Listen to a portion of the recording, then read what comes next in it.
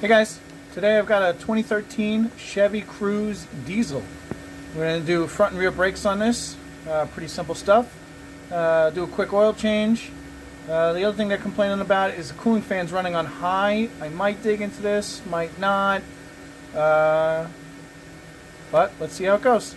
Before I start the video, don't forget to like, subscribe, hit the notification bell, and leave me a comment below. Let me know how I'm doing. Alright guys, let's get into this.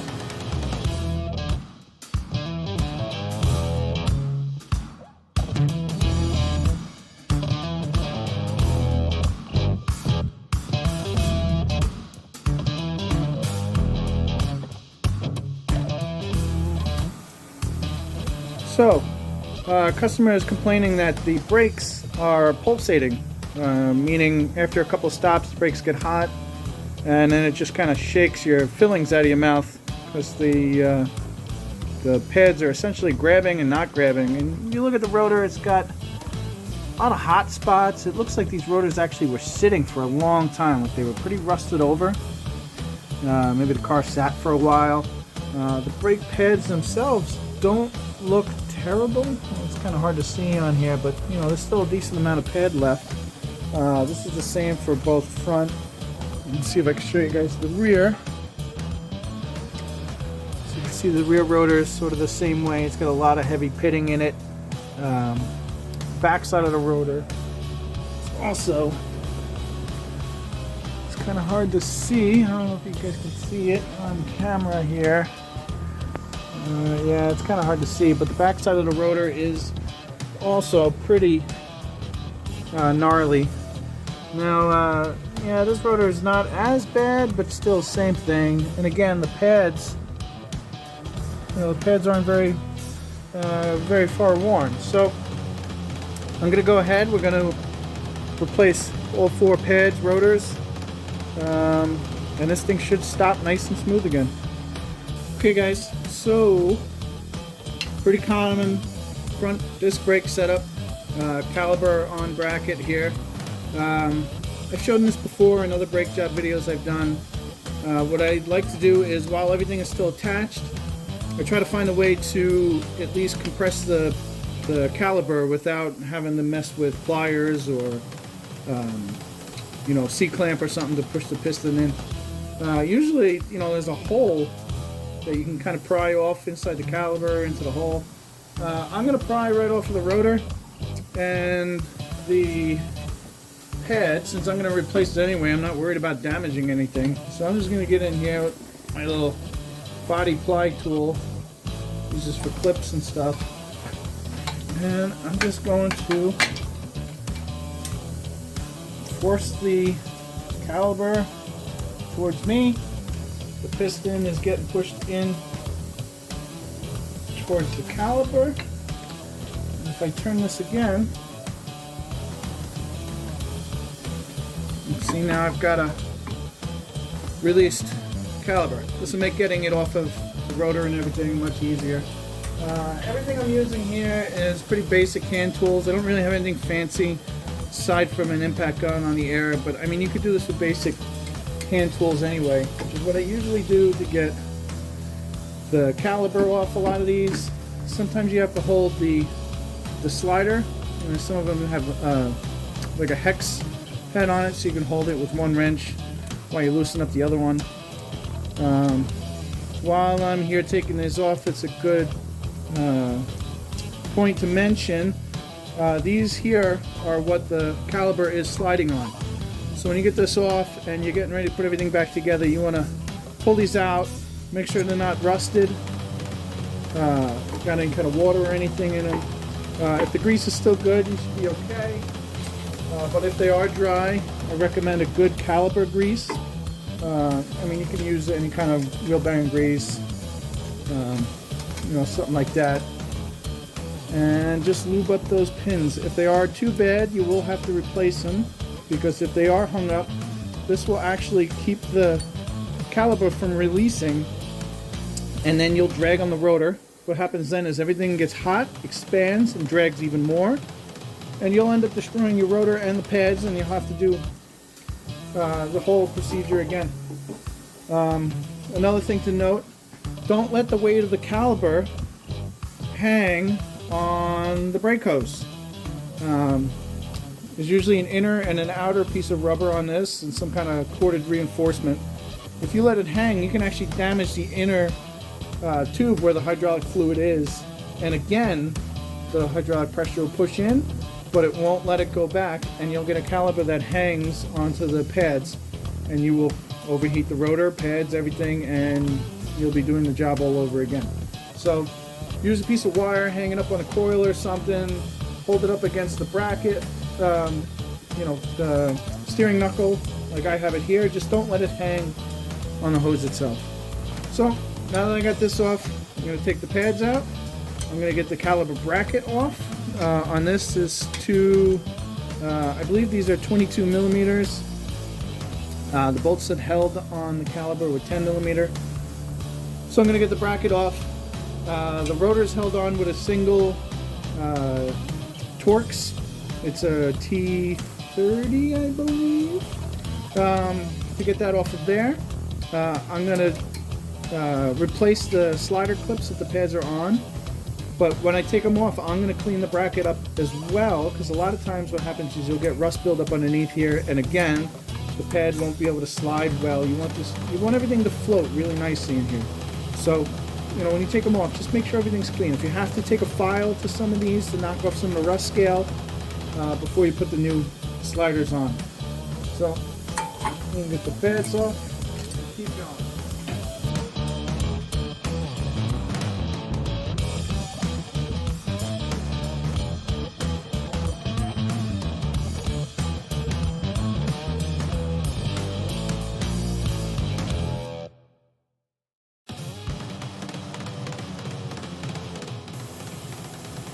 Alright, so what I got going on here is I've got the mounting nut for the rotor. It just kind of holds it to the hub, and it's probably a little rusted up. What I did was took a hammer, kind of hit this area where the bolt is to kind of shock it, knock some of the rust loose. I've got a small electric 3/8 impact gun that I was using, just kind of, again, try to knock some of the rust loose. And now I'm going to work it back and forth here, because I don't want to break it. I don't want to have to drill that hole out, replace the bolt. If I can kind of work it out nice and easy and save that thread, it's much easier in the long run. When you do put these back on, it's always a good idea to put a little bit of anti-seize on them, so you don't have this problem in the future. So I'm just going to keep working this bolt out back and forth until I get it all the way out, and then we'll keep moving forward. There you have it. If the camera will focus here, you can see that come on, camera. There you go. The end of the bolt is actually a little rusted, so that part probably protrudes through, and the rust just kind of builds up on it. So again, I'll clean the bolt up a little bit. We'll put a little anti-seize on there when we go to put it back in. But that little guy holds on the rotor, so let him stay intact.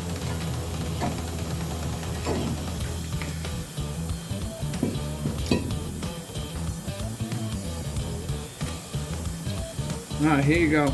So, here's the inside portion of the rotor I was mentioning before. And you can see we got somewhat smooth, not smooth. This is all rust, and then we got this one spot here.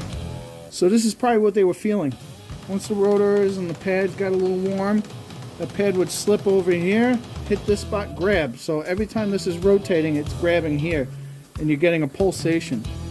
So that's why, even though the outside of the rotors might look okay, you always want to look on the inside, because I see a lot of times the inside of the rotor looks way worse than the outside. So, yeah, you can see this one, like the pad's not even riding on a lot of this stuff. It's just kind of skipping over the rust. The other thing I want to point out, the hub. This one looks pretty good, but it's always a good idea to take a wire brush to this, clean up the hub area so the new rotor will sit nice and flat against the wheel hub. Again, if it's off, you'll get a vibration as well. So you want everything to be nice and clean, free of dirt, rust, and you know, just make sure everything is good before you put it all back together.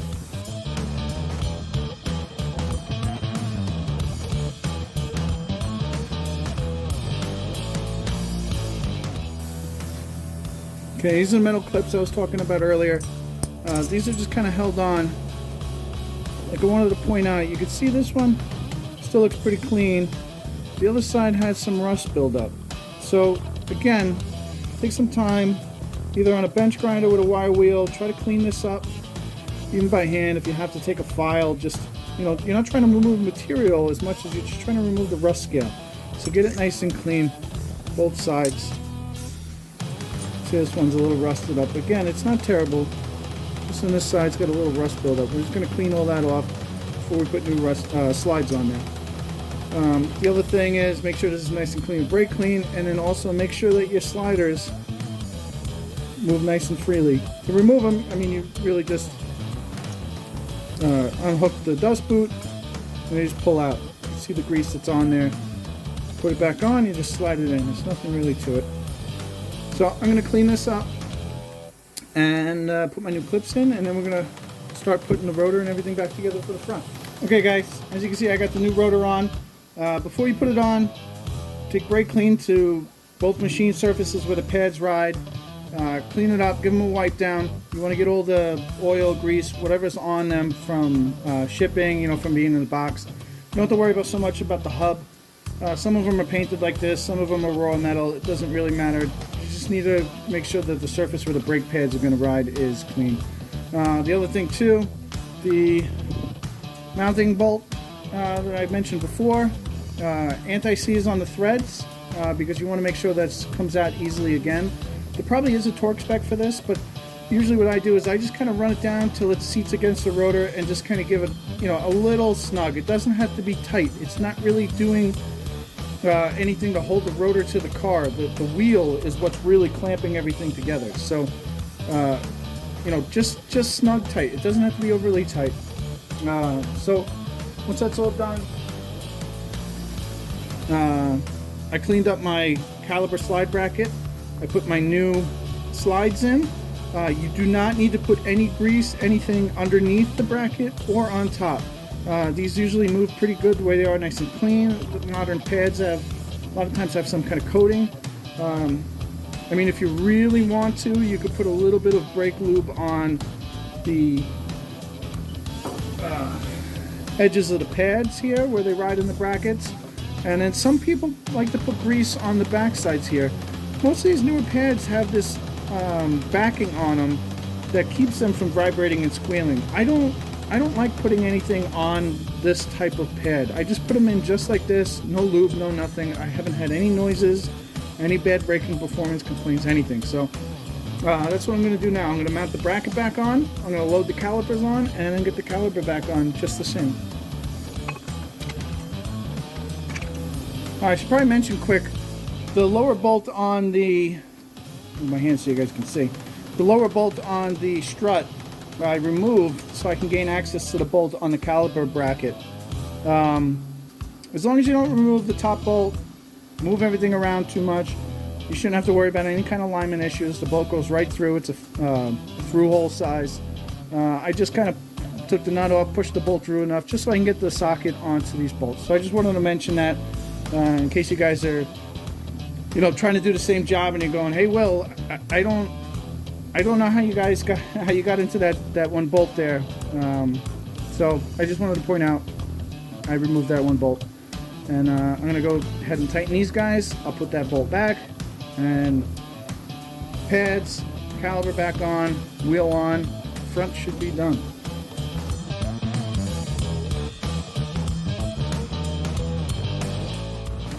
So one other thing I wanted to mention here is the squealer and these pins on the back of the pads. Now when you take off the old pads, you want to make note where the position of the squealer is. It could be either on the top or the bottom here. Make sure you put it, make sure you grab the pad set from the new box that matches the set that came off of either the right or left side. On this one in particular, This is the passenger side, and the squealer should be on the bottom. This is what makes noise as the pads wear. This will rub against the rotor and make a squealing or screeching sound. You also want to make sure that the pins here, you see that one pad has it, the other pad does not. So you want to make sure that you put the pad on the right side. One pad goes towards the caliper piston, the other pad's to the opposite end. If you were to put this on the other way, this might hit the piston and put pressure unevenly on one side or the other, and you don't want the pad to be cocked. You want it to be nice and flat, and everything should go together nice and smooth, nice and easy. So I just wanted to point those two things out before I put these on.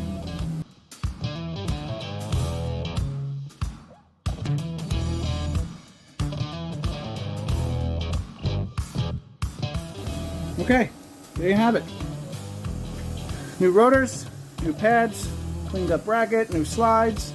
The 10mm bolts that hold the caliper to the bracket don't need to be super tight.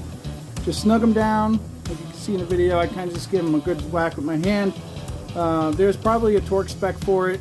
I don't know it offhand. This is kind of just how I've always done it. I just kind of snug it down until it's tight-ish. And then you should be okay. The bolts that hold the caliper bracket on, though, those are usually around 90 foot-pounds plus. Again, since I'm using an air impact gun, I've done this so many times, I kind of have a feel for when they're tight. But I just wanted to point those two things out. So this is pretty much it. The procedures for this hold true for just about any front-wheel drive disc brake setup. But again, this is on Chevy Cruze. Again, thanks for watching, guys. I hope you enjoyed this video. As you can see, the front brakes on this thing were pretty simple. From this point, I'm going to go ahead, I'm going to put probably a little anti-seize on the lugs, put the wheel back on, and that's it. The other thing I want to point out too, anytime you do new brakes, it's going to take a couple of stops for the new pads and rotors to seat in, so you want to make sure you make nice, easy stops for a little while. No panic stops, don't go tailgating people and then expect your brakes to work like they were before. Well, hopefully they work better than they did before, but they are going to take some time to seat in. So that's it for this video. Don't forget to like, subscribe, give me a big thumbs up. Thanks, guys. Bye.